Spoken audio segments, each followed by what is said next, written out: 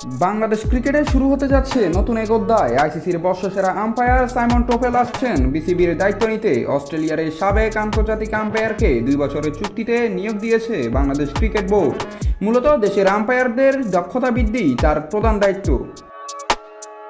Simon TOEFL আন্তর্জাতিক ক্রিকেটে দীর্ঘ পথ চলা সম্পন্ন করেছেন। 1999 সালে প্রথম ওয়ানডে এবং 2000 সালে প্রথম টেস্ট ম্যাচ পরিচালনা করেন তিনি। 2003 সালে তিনি আইসিসির এলিট প্যানেলে অন্তর্ভুক্ত হন এবং 2004 থেকে 2008 পর্যন্ত 5 বার আইসিসির বর্ষসেরা আম্পায়ারের খেতাবও জিতেছেন।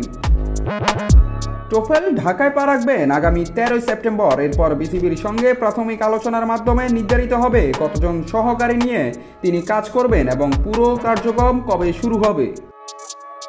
সাইমন টোফেলের যোগদানের মাধ্যমে দেশের আম্পায়ারদের দক্ষতা বাড়ানো এবং আন্তর্জাতিক মানের ম্যাচ পরিচালনার অভিজ্ঞতা আসবে বিসিবিতে এবং আশা করা যাচ্ছে উন্মোচিত হবে নতুন দিগন্তেরও। নাত রাহুল, নিউজ না স্পোর্টস।